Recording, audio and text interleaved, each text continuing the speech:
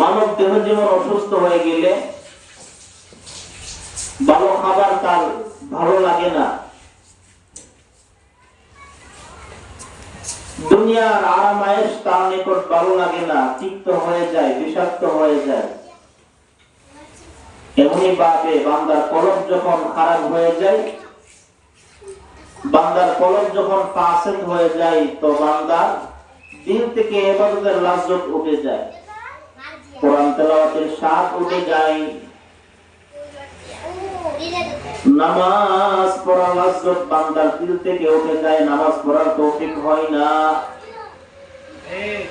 বান্দার দিল যখন খারাপ হয়ে যায়,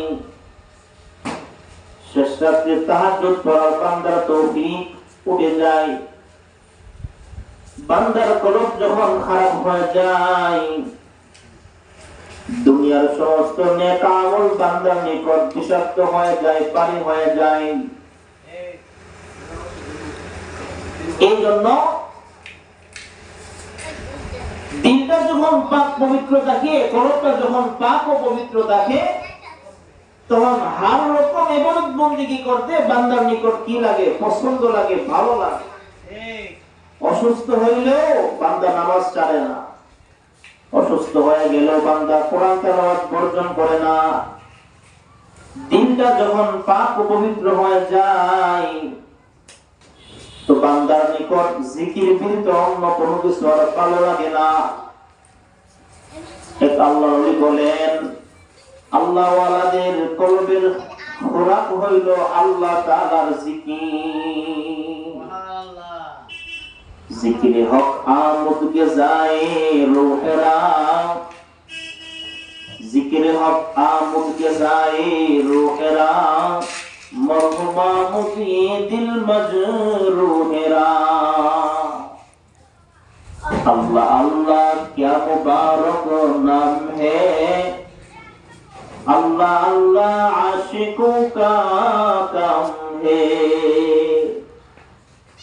আশরাফ আলী থানভী রাহমাতুল্লাহ আলাইহি বলেন,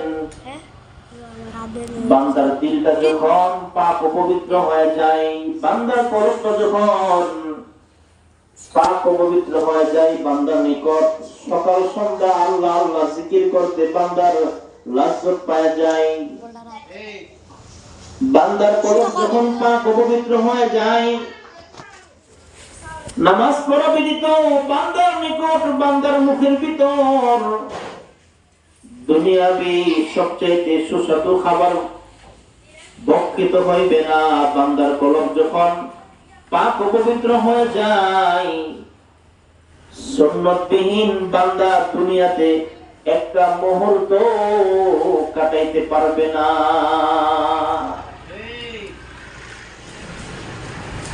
তো বান্দা দিন যখন বান্দার কলব যখন ভালো হয়ে যায়, পাক ও পবিত্র হয়ে যায়, মজবুত হয়ে যায়, দুনিয়াবি হার রকমের মুসিবতের মধ্যে থাকলেও বান্দার দ্বারা আল্লাহ তাআলার বিন্দু পরিমাণ কি হবে না? নাফরমানি হবে না।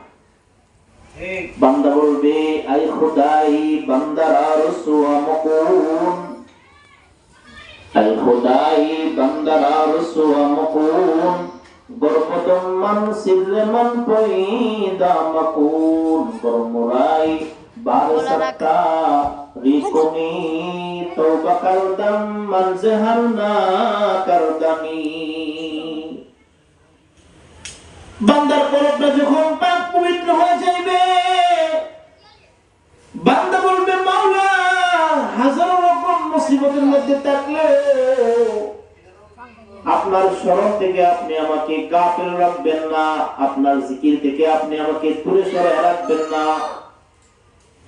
বান্দার কলবটা যখন পাক ও পবিত্র হয়ে যাইবে, বান্দা বলবে, আল্লাহ আমাকে দুনিয়া আখিরাতে আপনার নাফরমান বানায়েন না। বান্দার কলবটা যখন পাক ও পবিত্র হয়ে যাইবে, বান্দার দিলের ভিতরে নামাজের সিজদা এত লাজ্জত পাইবে, এক সেজদায় বান্দা রাত কাটায়া দিবে। মোহব্বত ওয়ালা সেজদার বান্দার ঘন্টা ঘন্টা অতিবাহিত হয়ে যাইবে। হযরত ওয়াইস আল-কারনী রাহমাতুল্লাহি আলাইহি ইবাদত বন্দেগীর এমন আশিকে বান্দা ছিলেন, মাঝে মাঝে বলতেন আজকের রাত্রটা আল্লাহ তাআলার জন্য একটা সেজদার মাধ্যমে কাটিয়ে দেব। এই সমস্ত ওলি বুজুর্গদের কলমটা কি ছিল? পাক ও পবিত্র ছিল। কলমের ভিতরে গুনাহের দাগ ছিল না, এই জন্য ইবাদতের নূর দ্বারা ভরপুর ছিল। এই জন্য দুনিয়াবি হার রকমের মুসিবতের মধ্যে পড়ে থাকলেও কোন রকম আল্লাহ তাআলার জিকির থেকে কি হইতেন না, গাফিল হইতেন না। হক্কানি উলামায়ে কেরাম বলেন, বান্দার কলব যে কয়েকটা কাজ করার দ্বারা, নাফরমানি করার দ্বারা নষ্ট হয়ে যায়, তোর মধ্যে এক নাম্বার হইল বান্দা যখন হারাম ভক্ষণ করে, বান্দার গেজা, বান্দার খাবার যখন হারাম হয়ে যায়, হারাম মাল ভক্ষণ করা দ্বারা বান্দার কলবটা ফাসাদ হয়ে যায়, নষ্ট হয়ে যায়। হারাম মাল ভক্ষণ করলে ব্যক্তির তাহাজ্জুদ করার তৌফিক হয় না, ইশরাক আওয়াজের নামাজ পড়ার তৌফিক হয় না, অধিক পরিমাণে কোরআন তেলাওয়াত করার তৌফিক হয় না। হারাম ভক্ষণকারী শরীয়তের উপর চলার তৌফিক হয় না। নিজের সন্তানদেরকে, নিজের অধীনস্থ মহিলাদেরকে পর্দায় রাখার তার তৌফিক হয় না, অশৃঙ্খল হয়ে যায়। হারাম ভক্ষণকারীর আখলাক, চরিত্র কুকুর এবং শুকুরের মতো হয়ে যায়, অশৃঙ্খল হয়ে যায়। এই জন্য আল্লাহ তাআলা দুনিয়াতে যত নবী রাসূল প্রেরণ করলেন, সকল নবী রাসূলগণ এমন মজবুত ছিলেন, জিন্দেগিতে কোন নবী কোনদিন হারাম খাদ্য ভক্ষণ করে না। কোন নবী জিন্দেগিতে কোন রকমের হারাম খাদ্য ভক্ষণ করে নাই। এই জন্যই নবী আলাইহিস সালাম গণের আখলাক, চরিত্র সবচেয়ে কি ছিল? সুন্দর ছিল। হারাম ভক্ষণ করলে বান্দার কলবটা নষ্ট হয়ে যায়, জিকির থেকে বান্দার কলবটা গাফিল হয়ে যায়। হারাম ভক্ষণ করলে বান্দার সন্তানাদি অশৃঙ্খল হয়ে যায়, সন্তানাদির আখলাক নষ্ট হয়ে যায়, সন্তানাদি পিতামাতাকে মান্য করবে না। বান্দা যখন হারাম ভক্ষণকারী, হারাম পন্থী উপার্জনকারী হয়ে যায়, বান্দার কলব থেকে ইবাদতের লজ্জত ছিনিয়ে নেওয়া হইবে, গুনার কাজ বান্দার কলবের ভিতরে চাপায় দেওয়া হইবে। এই জন্য দেওবন্দ মাদ্রাসার শাইখুল হাদিস ইয়াকুব নানতুবি রাহমাতুল্লাহি আলাইহি বলেন, দেওবন্দ মাদ্রাসার আব্দুল্লাহ শাহজি যে আল্লাহর বান্দা ছিল, উপার্জন ছিল হালাল পন্থায়, কোন রূপ হারাম পন্থায় নয়। ইয়াকুব নানতুবি রাহমাতুল্লাহি আলাইহি বলেন, সারা বছর আমরা অপেক্ষা থাকতাম কবে আব্দুল্লাহ শাহজির ঘরের মধ্যে আমাদের খাবারের ব্যবস্থা হইবে। কারণ আব্দুল্লাহ শাহজির ঘরে যখন যেদিন দাওয়াত আমরা খাইতাম, এরপর থেকে 40 দিন পর্যন্ত আমাদের কলবের ভিতরে ইবাদতের নূর পয়দা হইতো।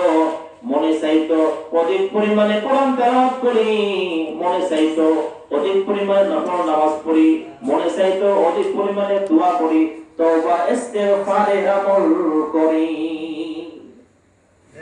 রশিদ আহমদ গঙ্গুহি, কাসিম নানুতুবি, ইয়াকুব নানুতুবি রাহমাতুল্লাহ আলাইহি ওনারা অপেক্ষায় থাকতেন যে দেওবন্দ মাদ্রাসার মহল্লা আব্দুল্লাহ শাহজির ঘরের দাওয়াতটা কবে আমাদের কপালে জুটবে।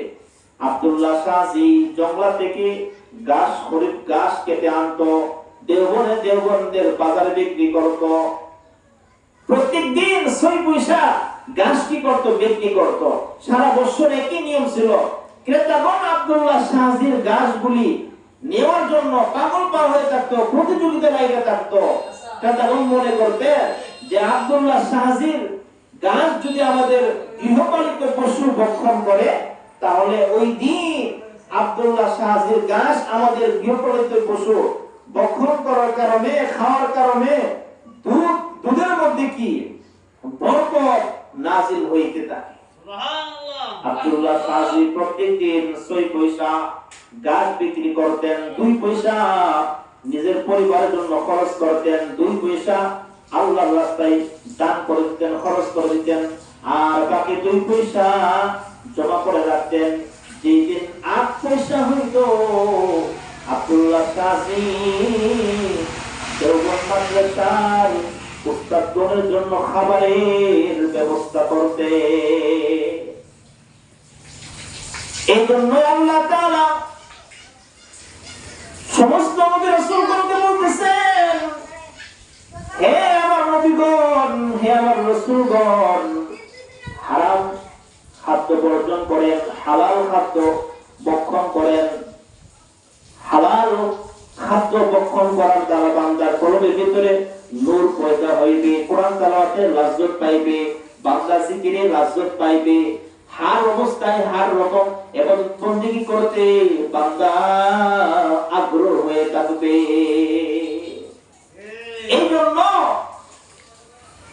আমাদের কলব যে কাজগুলি করার দ্বারা নষ্ট হয়ে যায়, ভ্রষ্ট হয়ে যায়, ইবাদত থেকে আমাদের কলবগুলি গাফিল হয়ে যায়। তার মধ্যে 1 নাম্বার কাজ হইল হারাম খাদ্য ভক্ষণ করার দ্বারা আমাদের দিমাগ কি হয়ে যায়, নষ্ট হয়ে যায়, আমাদের কলবটা কি হয়ে যায়, নষ্ট হয়ে যায়। দেহ অসুস্থ হয়ে গেলে যেমন দুনিয়ার কোনো কিছু ভালো লাগে না, ঘুমাইতে ভালো লাগে না, হাঁটাহাঁটি ভালো লাগে না, আরামের নরম বিছানায় ঘুম আসে না, কারণ শরীরটা অসুস্থ, দেহটা অসুস্থ। দেহ অসুস্থ হয়ে গেলে যেমন দুনিয়াবি নানাবিক